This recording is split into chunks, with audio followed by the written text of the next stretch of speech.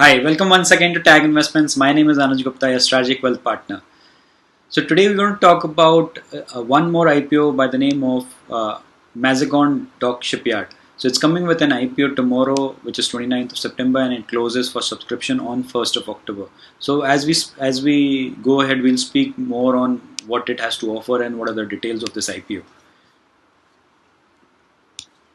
So Mazagon Dock Shipbuilders IPO, it's basically 100% owned by the government, and it's wanting to offload its stake effective tomorrow. It's given a status of a mini Ratna. The issue opens on 29 September and ends on 1st October. It will be listed on National Stock Exchange and Bombay Stock Exchange. Minimum bid lot size is going to be 103. So just now, pre-IPO, it holds a stake. Pre-IPO, basically, it holds a stake of 100% government. It's a 100% government-owned company. Post the IPO, it will be offloading some of its stake to the public, and then this is going to be the stake. 84.83 will be towards the government, and 15.112 will be 15.17 will be towards the public. So as far as the competitors are concerned for Mazagon Dock, in terms of the listed space, we have Cochin Shipyard and Garden Reach Shipbuilders. So these are the two competitors, and if we were to compare them in terms of their financials, price to earnings, Mazagon Dock Shipbuilders, it's 6.8, whereas Cochin and Garden are 7.6 to 14.9. So it's fairly valued. Similarly, earnings per share for Mazagon it's 21.26, and for Cochin it is 48.1, and for Garden Reach Shipbuilders it is 14.27.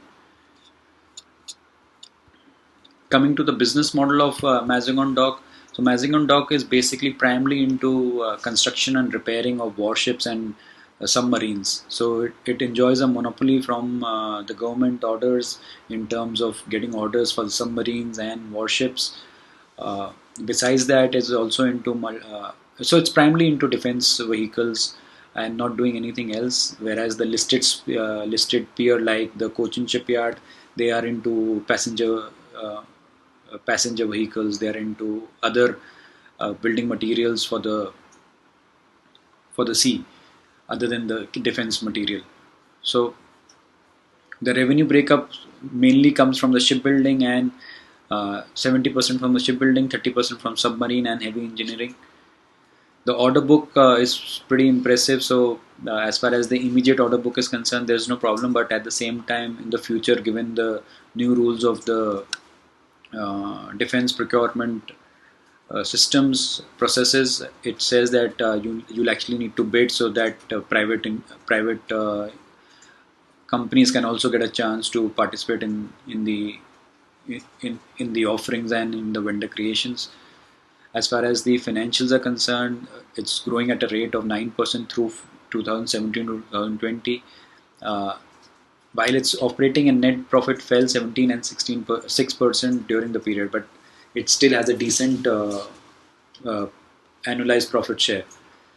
As far as the balance sheet is concerned, the revenue has been increasing year on year from 3519 to 4470 to 4614 to 4978, all numbers being in crores.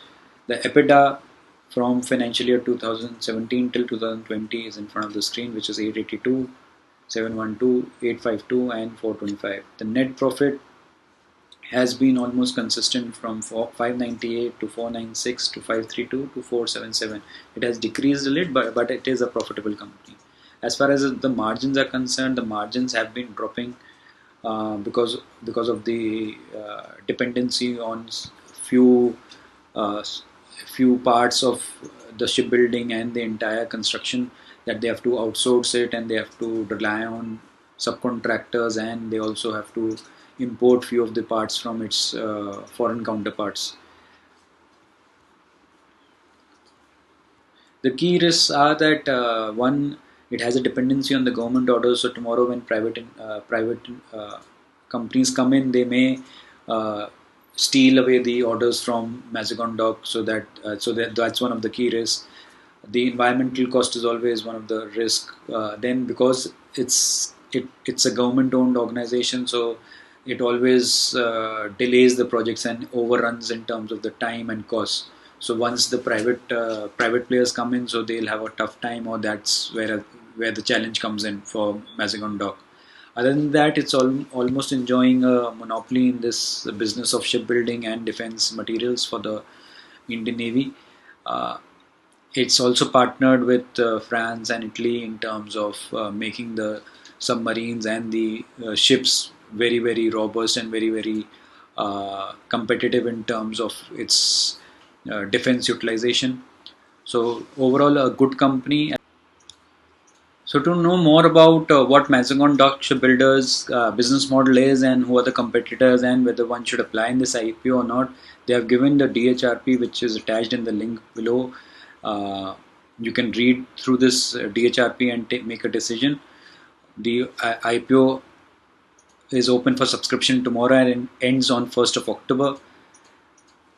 You would need a demat account to apply for this IPO. In case you do not have a demat account, we have given you a we have given a link.